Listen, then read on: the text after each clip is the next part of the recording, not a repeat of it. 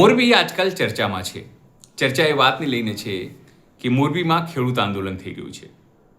પણ ના તમે નવી ખબર આપી દઈએ કે મોરબીના રવાપરમાં સવારમાં પ્રાથમિક સુવિધાઓના અભાવના કારણે મહિલાઓ રણચંડી બની. મહિલાઓ રસ્તાઓનો ઘેરાવ કર્યો. રસ્તાનો ઘેરાવ એટલું જ નહીં પણ થાળી વગાડીને વિરોધ પણ કર્યો. અને ત્યાં જે સ્થાનિક ન્યૂઝ ચેનલ છે મોરબી સહયોગ ન્યૂઝ, એના સહયોગથી આ સમાચાર તમને દેખાડી રહ્યા છે. પણ મહત્વપૂર્ણ બાબત એ કે રોષ ધીરે ધીરે વધવા લાગ્યો છે. ક્યાંક ખેડૂતોના મુદ્દે, ક્યાંક પ્રાથમિક સુવિધાના અભાવના મુદ્દે, અને જે કોરોનામાં થાળી વગાડીને કોરોના દૂર કરવાનો પ્રયત્ન વડાપ્રધાન નરેન્દ્ર મોદી કરતા, એ જ થાળી અને વેલણ લઈને વગાડીને તંત્રનો, વડાપ્રધાન નરેન્દ્ર મોદીની સરકારનો અને સ્થાનિક વ્યવસ્થાનો વિરોધ મહિલાઓ કરતા દેખાઈ રહી છે. નમસ્કાર, હું છું ચિંતામણી પુતનેલ પટેલ. સ્વાગત છે આપણો મારા કાર્યક્રમમાં. આવો જોઈએ સમગ્ર ઘટના, કઈ રીતે ચક્કાજામ થયું, કઈ રીતે મહિલાઓ વિરોધ કરી રહી છે અને કઈ રીતે સ્થાનિકો પ્રાથમિક સુવિધાઓના અભાવને લઈને ત્યાં વિરોધ કરતા દેખાઈ રહ્યા છે. હાલ અત્યારે તમે આ જોઈ શકો છો કે મોટી સંખ્યામાં જે મહિલાઓ છે એ અત્યારે રોડ પર બેસી અને થાળી અને વેલણ દ્વારા અત્યારે મહાનગરપાલિકાને જગાડવાનો પ્રયત્ન જે છે એ અત્યારે સવારમાં થઈ રહ્યો છે. ખાસ કરીને આ બોની પાર્ક છે, આ તરફ જે રવાપર ચોકડીથી રવાપર જવાનો રસ્તો જે છે એ રસ્તો અત્યારે સંપૂર્ણપણે બ્લોક કરી નાખવામાં આવ્યો છે. ચિત્રકૂટ સોસાયટી જે બોની પાર્કની બાજુમાં આવેલી છે ત્યાં ગોલ્ડન માર્કેટ છે. ગોલ્ડન માર્કેટની એક્ઝેક્ટ બાજુમાં ચિત્રકૂટ સોસાયટી છે અને એમના પ્રાથમિક સુવિધાઓનો અભાવ છે. અને એ અભાવના કારણે અત્યારે સવારમાં ઘરના બધા કામ મૂકી અને મહિલાઓને રોડ પર ઉતરવું પડ્યું છે. જોઈ શકો છો કોરોના કાળમાં જે રીતે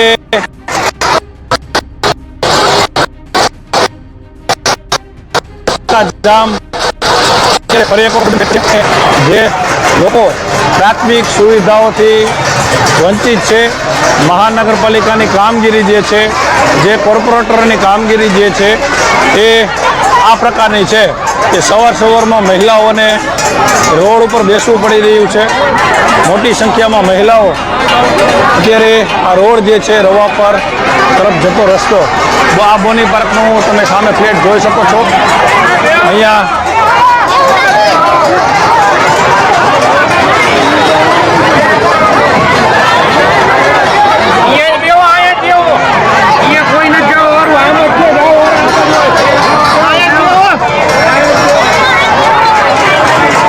સવારમાં આ રીતે વિરોધ પ્રદર્શન પાલિકાની સામે લોકોને કરવું પડી રહ્યું છે.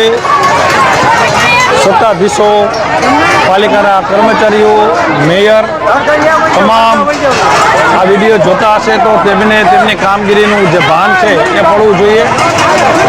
સવારની અંદર અત્યારે ખૂબ મોટી સંખ્યામાં મહિલાઓ અત્યારે રોડ પર સવારમાં ઉતર્યા છે. તમે જોઈ શકો છો કે અહીંયા આ ટ્રાફિક જે છે એ ધીમે ધીમે થવા લાગ્યું છે અને આખો રોડ જે છે અહીંયા મહિલાઓ દ્વારા અને સોસાયટીના રહીશો દ્વારા બ્લોક કરવામાં આવ્યો છે. વારંવાર નગરપાલિકા હતી ત્યારે પણ આ સમસ્યા હતી, મહાનગરપાલિકા બની ત્યારે પણ આના સમસ્યા છે. સમસ્યા ઉકેલવામાં કોઈને ક્યાંક ને ક્યાંક રસ ન હોય ત્યારે આ પ્રકારના દ્રશ્યો વારંવાર મોરબીમાં સામે આવે છે. હાલ અત્યારે અહીંયા સંપૂર્ણપણે રોડ જે બંધ કરવાની પેટર્ન છે જોવા મળી રહી છે અને આ પ્રકારની સ્થિતિ સર્જાય ત્યારે જ કામ થતું હોય છે. તમે અત્યારે જોઈ શકો છો દ્રશ્યમાં મહિલાઓ થાળી વગાડી અને મહાનગરપાલિકાને જગાડવાનો જે છે એ પ્રયત્ન અત્યારે કરી રહી છે.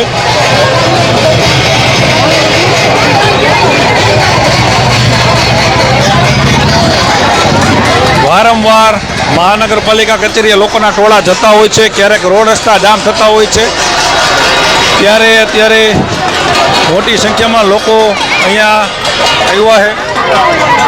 તમે જોઈ શકો છો. શું નામ તમારું? ભરતભાઈ. શું સમસ્યા અત્યારે રસ્તાની છે. રસ્તો અત્યારે આ ગોલ્ડન એલિટા વાળો રોડ ઠેઠ સનાડા મંદિરે નીકળે છે એ રસ્તો ખાસ જરૂરી છે. તો રાજકોટ જવાવાળાનું અહીંથી ડાયવર્ટ થઈ જાય ટ્રાફિક ના થાય. આ પ્રશ્ન તો 2-3 વર્ષનો. સોલ્યુશન નથી એવું. અત્યારે આ રસ્તો કામ ચાલુ છે પણ ધીમી ગતિ હાલતું હોય એવું લાગે. અન્ય આપણી સાથે વ્યક્તિ જોડાયા છે. સતત મોરબી મહાનગરપાલિકામાં જો કામગીરી કરવી હોય તો આ પ્રકારના રોડ જામ કરવો પડે છે, શું કહેશો? એનું કારણ એ છે એક તરફી મતદાન કરી અત્યારે બધા કોર્પોરેટર હુતા છે, અહીંયા પ્રજા હેરાન છે, બૈરાઓ હેરાન છે, અને જે ચૂંટાણા એ બધા જે ઘરે હુતા છે એ 2 વાગ્યા પહેલા ઉઠતા નથી. આ તમામ કોર્પોરેટર ધારાસભ્ય 2 વાગ્યા પહેલા બજારમાં જ નથી આવતા. એ રાતના બધા રાજા છે, રાતના જાગતા હોય 4-4 વાગ્યા સુધી પાર્ટીઓ કરતા હોય, અત્યારે હુતા છે. પ્રજા રોડ ઉપર છે, પ્રજાની કાંઈ પડી નથી. આ પાણી, આ રસ્તા, આ રોડ ગટર આ બધા આના પાપે એક તરફી મતદાનનો પાપ છે. તો લોકો અત્યારે તમે જોઈ શકો છો કે કયા પ્રકારે અત્યારે અહીંયા રોડ જે છે આખો બ્લોક કરી દેવામાં આવ્યો છે. રોડની બંને સાઈડ આ રવાપર ગામનો જે જાપો છે અને ત્યાં સામે અત્યારે રોડ ઉપર મહિલાઓ બેસી અને વિરોધ કરી રહી છે. અને બીજી તરફ અહીંયા પણ મોટી સંખ્યામાં લોકો અત્યારે રોડ બંધ થઈ ગયો છે. વારંવાર આ પ્રકારની સ્થિતિ એકતરફી મતદાન કરવા છતાં સુવિધા ન મળે ત્યારે આ પ્રકારના ચક્કાજામ કરવા પડતા હોય છે. જોકે ચક્કાજામ એક પેટર્ન થઈ ગઈ છે. ચક્કાજામ થાય ત્યારે નેતા અધિકારીઓ જાગતા હોય છે. હાલ અત્યારે આ રવાપર બહુચરાજી માતાજીનું મંદિર છે ત્યાંના આ સીધા દ્રશ્યો છે જ્યાં અત્યારે તમે જોઈ શકો છો.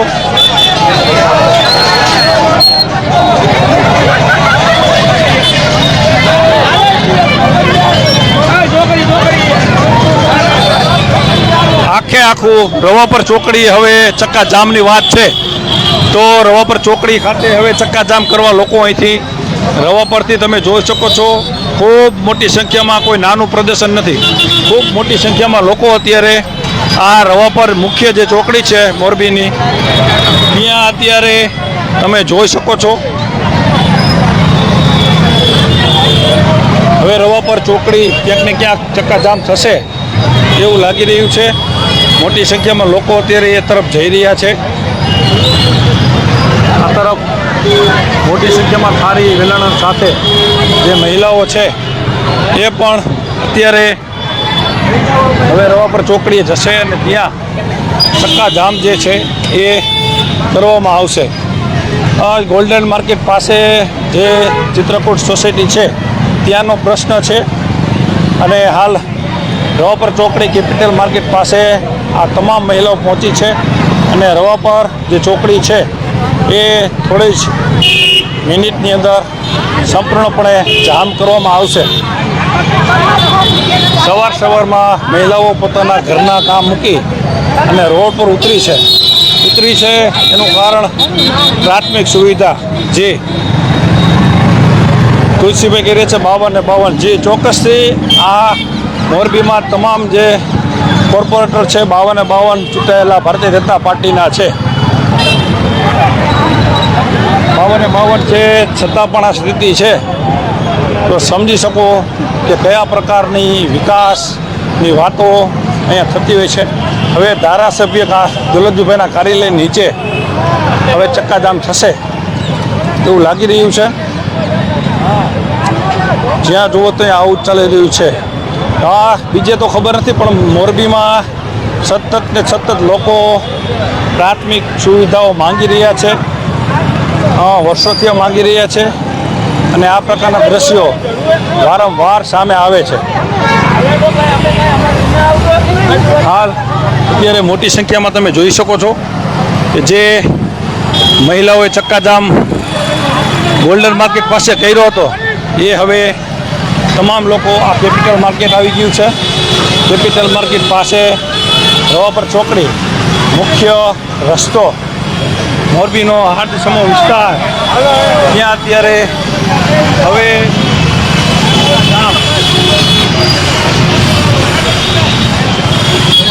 વિસ્તારમાં અત્યારે આ પ્રકારના જે ચક્કાજામ લોકોને કરવા પડી રહ્યા છે.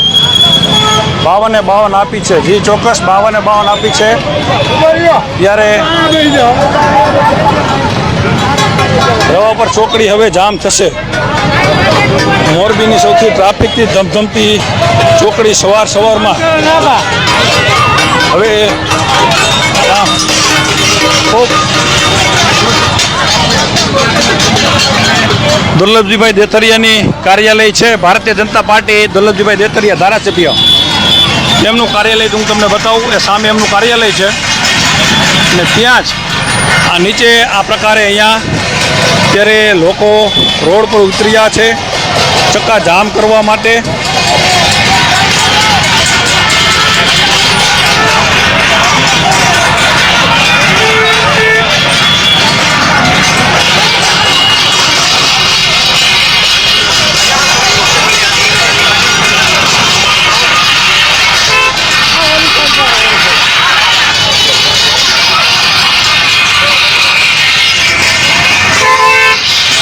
હારી અને વેલણ સાથે આ નાદ અત્યારે ગુંજવા લાગ્યો છે. લોકોને રોકતા લોકોમાં રોષ, સુવિધા નથી મળતી એના કારણે આ ચક્કાજામ થતો હોય છે.